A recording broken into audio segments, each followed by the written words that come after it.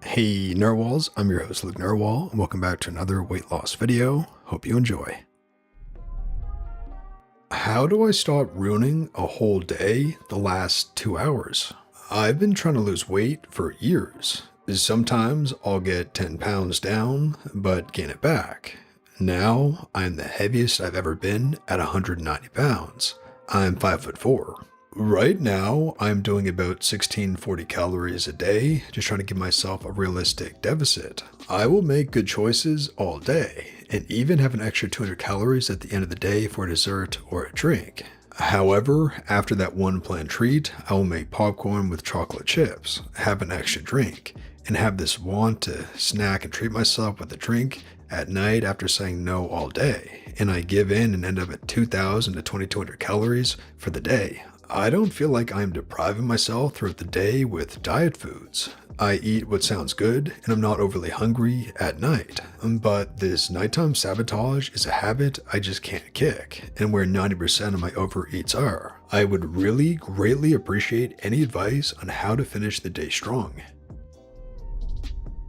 Complete the stress cycle. You get stressed out throughout the day, and the body completes the stress cycle for you by eating. 6 ways to complete the stress cycle: physical activity, creativity, laughing, crying, physical affection, and deep breathing. And do that, and you won't subconsciously and spontaneously inhale food. This seems like something you've read about. Care to recommend the book? Burnout by Nagoski. Highly recommended. Lots of good tips here already, but something I haven't seen yet is, when do you eat dinner? If your last meal is at 6 or 7, but you go to bed at 12 or 1, that's a long time without food. It can make it difficult to stay off the snacks. An alternative is to have a dinner an hour or 2 later, not too close to bed of course.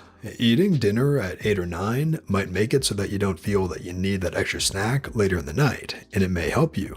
It's all very personal though, so I'd say experiment a bit and try new things for a week or so. I recommend trying things for at least a week so you don't get the "I feel hungry because I normally eat at this time," but actually notice if it's working for you or if it's too long in between meals. Good luck, you can do it. I make tea while cleaning the kitchen, and then just don't eat anymore.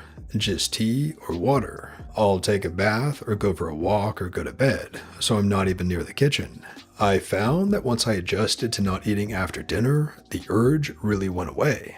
Edit, hey, just to add to my comment, I still eat treats and dessert, but I will eat them with lunch or with a cup of coffee or tea in the afternoon. Maybe that would work for you too. Biggest advice I can give that helped me: drag your butt on a long walk during the time that you normally end up snacking, or anything else that you can get into that will substitute for eating. Anything that you want to eat late at night, and give yourself permission to have it for breakfast. Straight up give yourself permission to have cheese with strawberries and chocolate popcorn and a friggin' Bailey's for breakfast. Make an elaborate menu or plan for whatever breakfast you want, and mean it. Declare to yourself that you are allowed to have all that you want to eat without judgment or regret. The answer to the cravings is yes, after you go to sleep and wake up, but yes. It's not that you can't have all these things that you want to eat. It's that you have to take a long nap first. It's not no, it's after you sleep, and that doesn't seem oppressive at all. I'm not saying you have to run 30 miles before you can have chocolate. You can literally just binge YouTube videos or whatever on your phone until you sleep, wake up, and then you get to eat.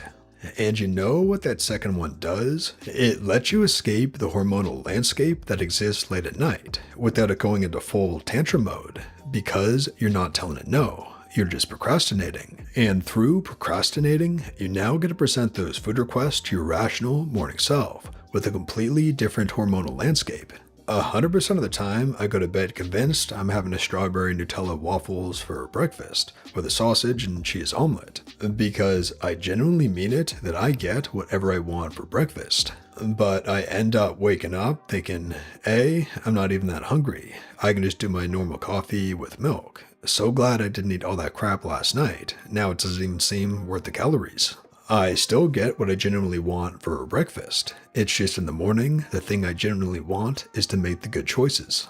So, apart from just physically removing yourself from the temptation via walking, it's about hiding no as a yes, but just in a minute, and then understanding that hormones and day and night circadian rhythms impact appetite and willpower a shocking amount. I struggle with this exact problem. For me, I know that it's my coping mechanism to deal with stress, hardships, and emotions from the day, or the feelings I haven't been able to deal with during the day because I'm busy. A few things have helped me, but I'm still working on it too. A long, luxurious bath almost always comforts me enough to not reach for snacks afterwards. After the bath, I brush and floss my teeth really well, and that helps. Or I'll plan to do something I really love in the evening, like painting, drawing, or even texting or talking with a best friend, and it seems to help. For a while, I tried intermittent fasting where I was done eating at 6 p.m., and that helped for a while. I'm down 30 pounds this year, but have about 25 to go, and it's the later day snacking that's stalling me. I think it's about finding something comforting and loving to replace the snacking with. Your calorie target seems appropriate for your height. I'm also a nighttime eater, and I usually give myself 300 to 600 calories after dinner. I call this hacking my eating habits. In order to do this, I set myself up with the following. Light, late breakfast. Breakfast is eaten at 9 a.m. and is around 175 to 350 calories.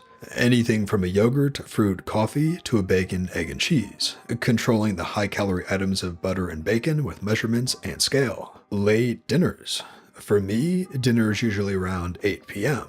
and is around 400 to 700 calories. Lunches, I eat whenever, usually between 2 to 5, but they're 300 to 600 calories, towards the higher end of that range most days now that I'm in maintenance. All this said, I and you still have to make changes to the nighttime habits. I used to house half to a whole box of Honey Nut Cheerios after dinner, then eat ice cream, and then have a couple craft beers. I still snack after dinner, but it's air-popped popcorn, no chocolate chips, but I do dress it with some low-cal spray on butter, salt, and sometimes some kettle corn powder or other popcorn seasoning. Not the best in terms of nutrition, but not very high calorie. I end most nights with a Greek yogurt bar instead of an ice cream sundae. 100 calories instead of 500 makes a massive difference given enough time. Shifting meals to later worked for me, and slowly I'm starting to dial back my after-dinner indulgences and add food more consistently throughout the day. When I was losing, structuring my day to support my propensity to eat after dinner was a huge shift. If you're a nighttime eater, that's okay. You do need to firm up on those after-dinner habits, but later meals, and especially a light breakfast, have been my secret weapons throughout. Good luck. I personally don't eat after dinner. It's not ever a question for me. I have a hard candy 15 minutes after dinner if I'm itching and if it's before 7 p.m., but that's rare. Brushing teeth 15 minutes after dinner is another option. If I'm hungry when I go to sleep and I think my stomach is actually getting upset, then sometimes I have a lemon-lime Alka-Seltzer or a plain soda cracker. But I don't really get hungry at bedtime anymore. It feels good to not feel full, and then I look forward to falling asleep and breakfast will come soon enough. I've heard that eating foods with sweetener in it can cause that effect, and personally, I have the trigger foods that I just don't buy, because I know there's something in them that makes me not be able to stop, or go seeking out something else. Maybe try snacking on something that is more satiating, or, as boring as it sounds, a fruit. I found that fruit like pineapple or strawberries satisfies my sweet craving and fills me up, so I don't even feel like self-sabotaging. Another tip is to prepare for this by only buying lower calorie snacks, so if you do slip up, you're not causing too much damage. You could try giving up your planned treat for a week. It seems that might be the opening for undoing your progress all day. If you just tell yourself for 1 week you can't have anything after dinner, it might help you be more disciplined and break the habit so that you can reintroduce your treat and stay disciplined. This is me. I do so much better with just plain not eating after supper. The dishes are done, and anything that I start, even like strawberries, ends badly, so I plain don't start. I also used to get like this, but it got better with more protein during the day. I'm at 120 grams of protein a day, and I find that's the sweet spot. Wake up earlier. I used to do the same thing. At 10 p.m. and after is when I was making the most destructive decisions.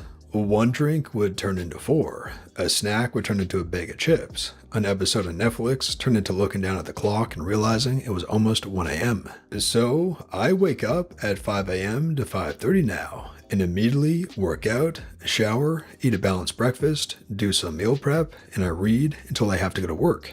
Then, when I get off work, I am exhausted, just like I normally am, but I already exercised and read. I can relax, but by 9:30 to 10 p.m., I'm ready to start getting in bed. I essentially swapped 2 most destructive hours of my day for the 2 most productive.